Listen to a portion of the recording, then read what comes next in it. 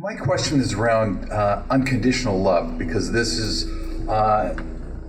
something I've heard all my life, and in the context here, I'm going, how do I sit in unconditional love for somebody else when I could be threatened personally? My life could be threatened. I'll just take worst case, because there's all sorts of fear that pops up.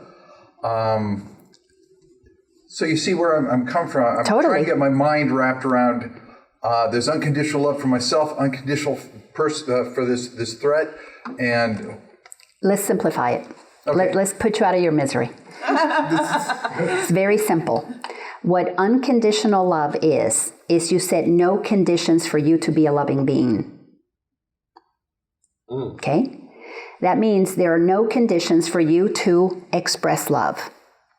And you can see somebody being a jerk or being, a terrorist, and you can decide, I'm not going to close. I am not going to set a condition. I'm not going to use what you're doing to create a condition with I'm going to close. Because if you close, you're going to feel righteous. You can't be happy.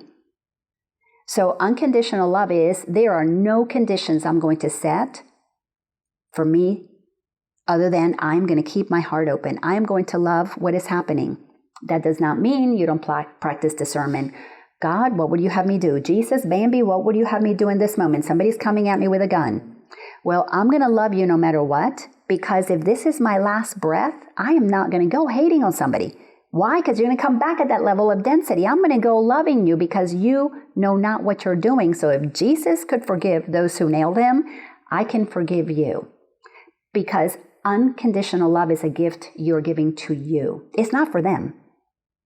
It's for you. We are the bringers of love to the planet. We have to be the ones who set no conditions to be who we are. We set up conditional love because we stopped being who we are. So we are not setting any more conditions on being who we're not. No more. No more. That stops. So it's a gift you give yourself. No conditions for you to acknowledge that you are the presence of love, observing the insanity of other people. And if you've got to protect yourself, because, while we're physical, there's a level of protecting the body until you're at the level of Jesus. I'm not there. Until you're at the level of Jesus that you don't care about the body.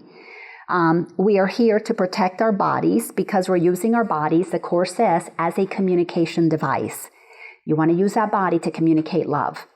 And brother, I'm not going to attack you. You clearly don't know what you're doing. I'm going to love you no matter what. I'm going to give you a quick example. I'm sure you guys remember this example here in Atlanta not too long ago, maybe a handful of years. This was in South Atlanta, somewhere, maybe a little further south than Atlanta, one of the southern suburbs. This gunman walked into a school and he came in there with a gun ready to, and I believe it was an elementary school, to go in there and kill some people. Gun, ammunitions, and everything. And the administrator of the assistant secretary in the office talked him out of killing people. Do you guys remember that story? She just basically said, honey, why would you want to do this? Why would you want to do this? And she just kept saying, honey, sweetie, this is not good for you. You don't want to carry this guilt with you. So that is somebody who wasn't focused on the body, but what she did, which we're going to talk about in a second, she helped that person remember their holiness, and in them remembering their holiness, they had a moment of shifting. And even if he didn't shift and he shot her, she knew that in that moment, she was in a holy relationship. She practiced oneness according to the Course in Miracles, and I'm going to show you what oneness is.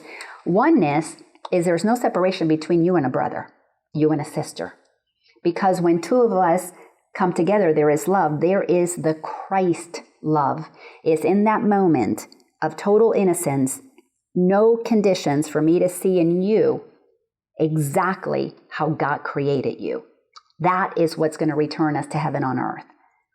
Does that help? Oh, yes, definitely. Thank you. Okay, good.